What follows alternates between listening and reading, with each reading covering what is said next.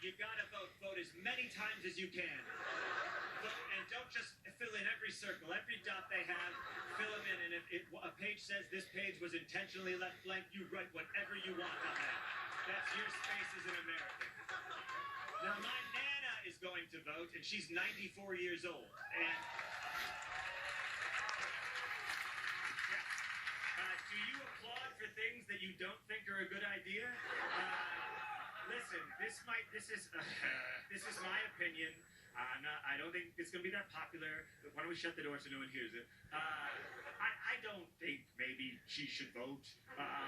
You don't get to vote when you're 94 years old.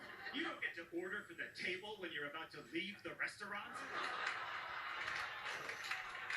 sorry, that joke is ageist. That is wrong. It is wrong to say one age group is better than another. That would be like calling yourselves the greatest generation.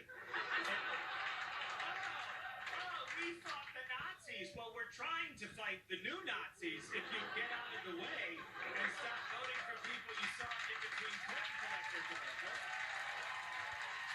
But listen, but I love my grandma. I love my Nana. When you're a kid, you just love your grandma just totally. And as you get older, you start to wonder, about her relationship with your mother. You're like, why does that old lady make Mom so nervous?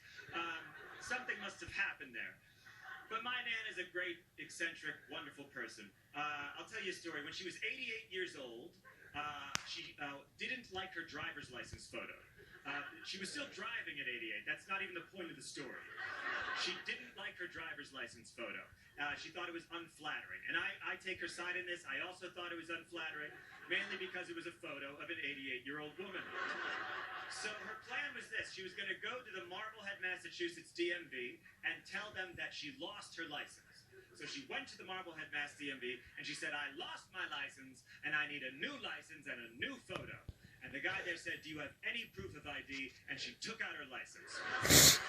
And then, as she told me, we stared at each other for a moment. And then I said, you've caught me in a lie. And I took my license and left. A couple summers ago, I was with my Nana, and it was a family reunion, and I had to walk her to her car after, like I had to. Not like when you walk a bridesmaid and there's no stakes. I had to hold her up. So I walk her to her car. She's got like a brown-gray car. It's no brand. I think the government gave it to her.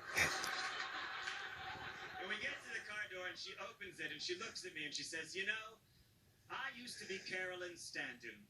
But now everyone says I'm John Mulaney's grandmother. Well, I want you to know that if I wasn't your grandmother, I wouldn't know who you are. Sorry. And then she drove off.